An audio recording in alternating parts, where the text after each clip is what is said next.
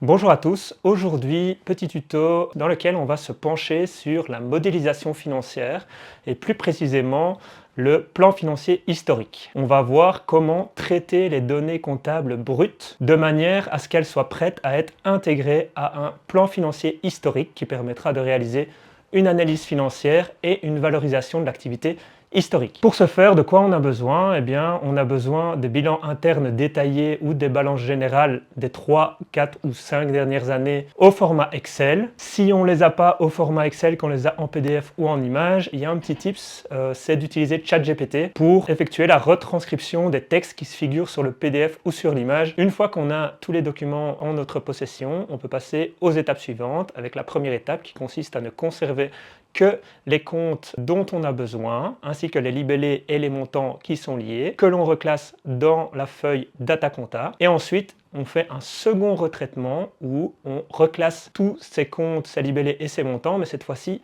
par période, dans la feuille Mapping. Pour mieux se représenter le travail à effectuer, rien de tel qu'un petit exemple concret. C'est parti. Voilà, on se retrouve donc aujourd'hui pour un cas pratique de modélisation financière avec la construction du plan financier historique. On passe directement à la première grande étape qui est le traitement des données brutes reçues de la société analysée.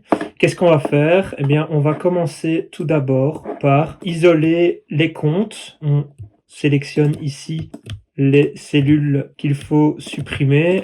On conserve uniquement les comptes qui sont ici. On supprime. Donc, on a déjà tous les comptes de l'actif d'une année qui sont isolés. Ensuite, on répète le même exercice pour les comptes du passif. On a uniquement ici les comptes que l'on vient remettre à la suite ici des comptes de l'actif. Et enfin, les comptes du compte de résultat, même chose toujours. On supprime les lignes qui ne nous intéressent pas.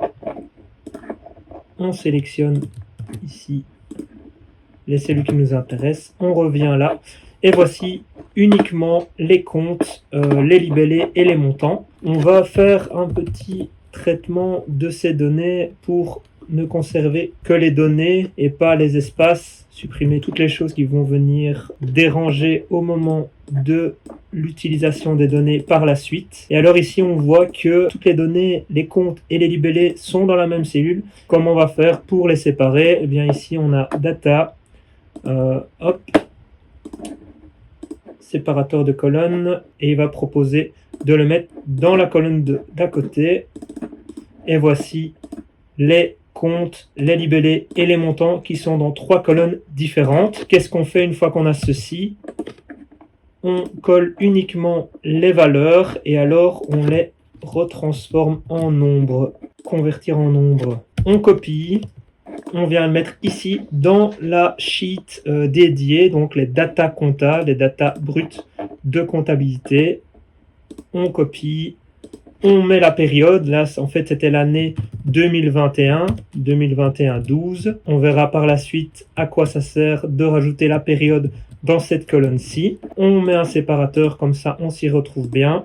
Et on va répéter l'opération pour toutes les années, jusqu'à la dernière année pour lesquelles on détient les données. Donc soit ça se présente sous forme de bilan interne comme on vient de le voir, soit parfois on reçoit des balances générales comme ceci, et alors là le travail est encore plus facile parce que ici, qu'est-ce qu'on fait? On conserve uniquement les colonnes qui nous intéressent. On a directement la colonne compte, directement la colonne libellée.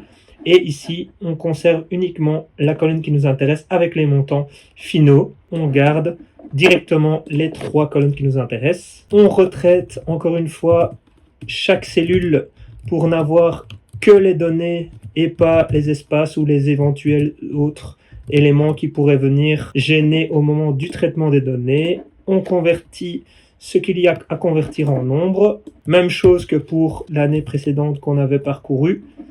On les met à la suite, tout simplement, et on met la période correspondante. Donc 2022-12, l'année suivante. On se retrouve avec une deuxième année qui est ajoutée, et on fait la même chose, donc comme je vous ai dit, pour toutes les années pour lesquelles on obtient les données. Et voilà, maintenant on se retrouve avec toutes les données qui sont intégrées, donc 2021, 2022, 2023 et 2024. Qu'est-ce qu'on fait ensuite? Pour passer à la prochaine étape, eh bien, on recopie tous ces comptes de toutes les années avec tous les doublons qu'ils comportent. On passe à l'étape suivante. On va d'abord commencer par remettre tous ces comptes, supprimer les doublons. On les reclasse ensuite par ordre du plus petit au plus grand. Et puis après, on les copie et on les ajoute ici. Il allait rechercher le libellé correspondant dans la sheet précédente où on avait toutes les données brutes. Et il est allé rechercher également toutes nos années qu'on a mentionnées, 2021, 12, 2022, 2023, 2024, et qui nous permettent d'avoir une vision beaucoup plus synthétique déjà. Dans cette vidéo, on a donc pu voir comment passer des données comptables brutes à des données traitées et reclassées qui sont prêtes à être intégrées à un plan financier historique. Dans la prochaine vidéo tuto, on va voir comment passer de la feuille mapping à un plan financier historique qui nous permettra d'effectuer une analyse financière ainsi qu'une valorisation de l'activité historique de manière optimale. Merci pour votre attention et à bientôt.